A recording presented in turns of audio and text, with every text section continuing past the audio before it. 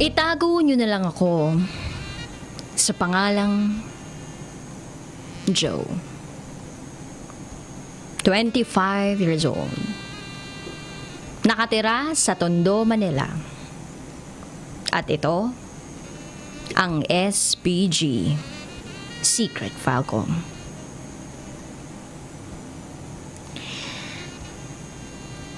Naalala ko. Itinali niya ang mga kamay ko at mga paa ko. Mag-e-eksperimento daw kami sa aming bakbakan.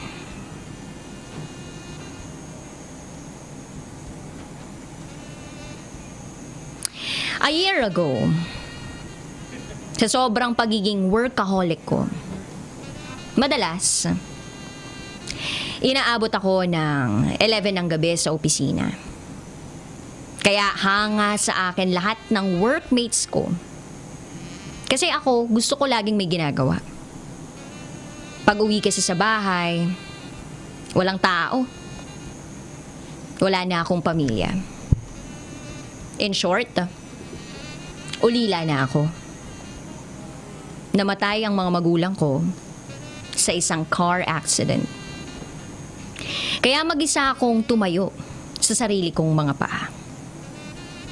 Buti na lang, nakuha agad ako sa isang kumpanya bilang isang IT associate. Isa sa mga naging kaibigan ko sa trabaho si Bernard. Kung ano ang kasipagan na meron ako, siya naman kabaligtaran. Sobrang tamad niya, pero matalino siya. And one time, sinabihan ako ni Bernard kasi medyo concerned siya sa akin. At sabi niya, "Pre, bakit ayaw mong maghanap ng syota? Mahirap din yan. Hindi na e-exercise si Junjun. Baka lalo kang magkasakit. Alak ka. Sige ka." At sumagot naman ako ng, hindi na pare. Kontento na ako sa mga napapanood ko sa mga website.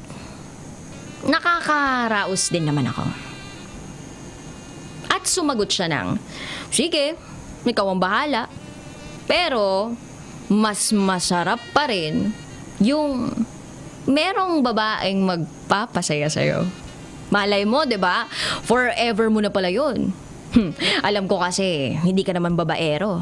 Isa kang responsableng lalaki.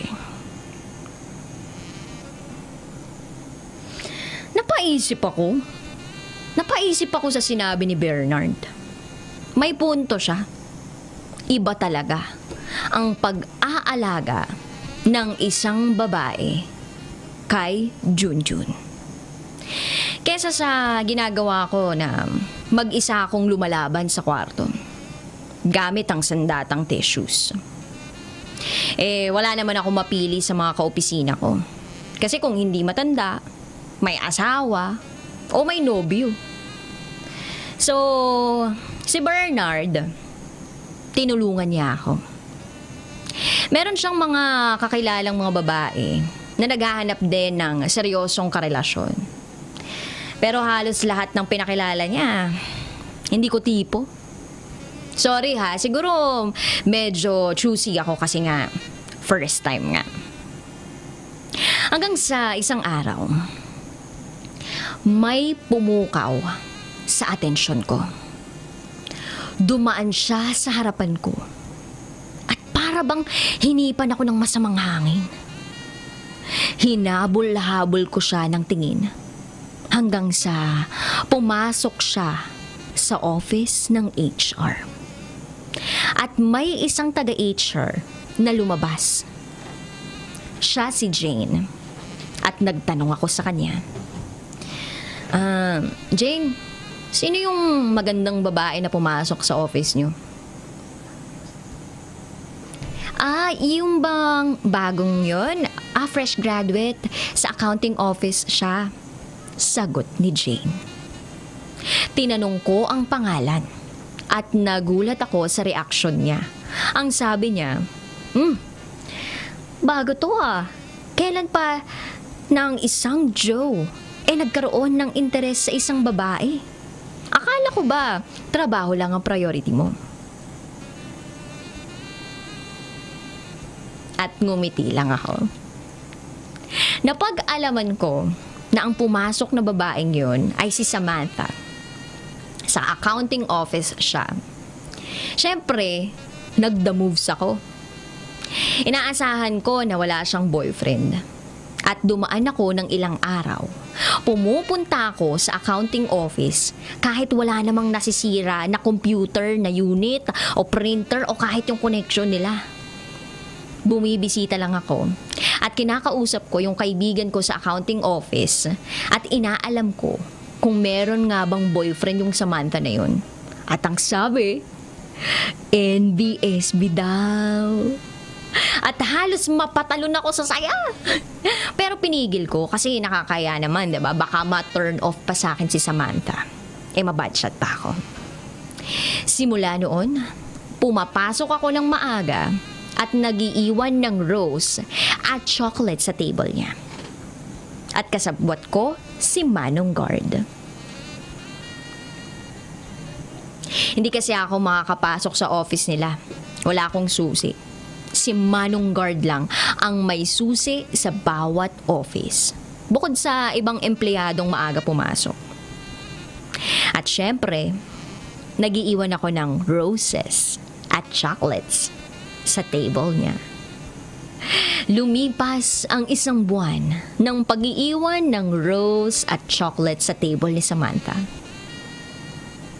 Isang araw, maaga pa rin ako pumapasok at nasa table na ako ni Samantha na ipatong ko na ang roses at chocolate nang bigla akong nakarinig ng boses sa likuran ko. Napaharap ako at laking gulat ko.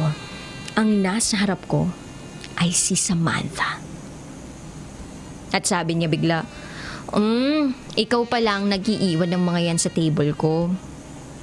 Sumagot naman ako ng, oo. Medyo nahihiya kasi akong ibigay sa ito ng personal eh. At ayun na, nagpakilala kami sa isa't isa. Tinanong ko siya kung pwede ko ba siyang ligawan. At sumagot siya ng, oo, pwede ko daw siyang ligawan. Napasabi ako ng, yes! Bigla siyang tumawa. Napatingin naman ako sa kanya. At ang sabi niya, ang cute ko daw. Medyo napahiya ako noon pero wala na akong pakialam. Basta, alam kong meron na akong pag-asa kay Samantha. 6 months of dating. Yes! Sinagot na ako ni Samantha. At tuwang-tuwa ako noon. Niyakap ko siya at hinalikan. Siyempre, may nangyari sa amin nung araw ding yun. Parehas kaming bago sa bakbakan na yun. Kaya kinakabahan kami pareho. Pero, naipanalo naman namin ang bakbakan. Masaya kami parehas sa relasyon namin. Nagpatuloy ang paglabas namin. Nasa mall kami noon nang mag-aya ang girlfriend ko na manood ng sine. At ang palabas noong araw na yun ay 50 Shades Darker. At nagulat ako sa mga napanood ko. Hindi ko napigilan ang pagpupumiglas at panlalaban ni Junjun. Hindi niya tunay na pangalan. Sobrang init na ako. Kahit malamig ang aircon sa sinehan. Sobrang higpit din ng kapit sa braso ko ni Samantha. Pagkatapos ng pelikula, kumain na kami at umuwi na ng bahay. At laking gulat ko kay Samantha nang mag-aya siya sa akin na magbakbakan daw kami. Pero hindi ako nagpahalata na nagulat ako. Ako naman, pumayag. Kasi medyo nabitin din ako. At ang sakit din ng, alam nyo na, kasi sobra kong pinigil ang galit at nagpupumiglas na Junjun. Nakaiga na ako nun sa kama nang biglang dumating si Samantha. May hawak siyang panyo at isang mahabang plastic na tali. Una, piniringan niya ako ng panyo. Tinanong ko siya. Sabi ko, "Babe, para saan to?" At ang sagot niya ay, "Babe, experiment lang to sa bakbakan natin ha. You know." Ako naman, napalunok at kinakabahan. Itinali niya ang mga kamay ko at mga paa ko. At sinimulan na niya ang pakikipagbakbakan. Sinimulan niya akong halikan sa aking mga labi. Pababa ng pababa ng pababa ng pababa hanggang sa dumating na siya kay Junjun. Nasa kalagitnaan na ako ng kaligayahan nang magulat ako dahil biglang may humagapit sa akin.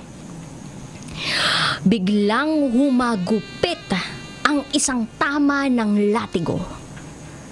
Nanlaki ang mga mata ko. Pero mas lalong nanlaki ang mga mata ko nang maramdaman kong sunod-sunod na itong tumatama sa aking dibdib. Aray! Pero patuloy niya pa rin ang bagay na ginagawa niya kay Junjun. Hindi ko maalaman kung ano ang mararamdaman ko. Masakit na masarap na ewan. Nagpatuloy ang ginagawa namin yun tuwing nagbabakbakan. Minsan, ako ang gumagawa sa kanya nang ma-experience naman niya ang sakit sa kabila ng sarap. Para lang daw hindi ako ang nakakaramdam lang ng ganun. Gusto ko sana siyang pigilan pero parang nagugustuhan ko na rin. At maitanong ko na lang po sa inyong mga kabisyo na nakikinig ng SPG Secret Falcon. Ano-ano pa po ba yung pwede naming experiment sa pakikipagbakbakan namin bilang mag-asawa? Sa kasalukuyan, kasal na po kami ni Samantha at patuloy pa rin nangyayari ito sa amin. Maraming salamat po.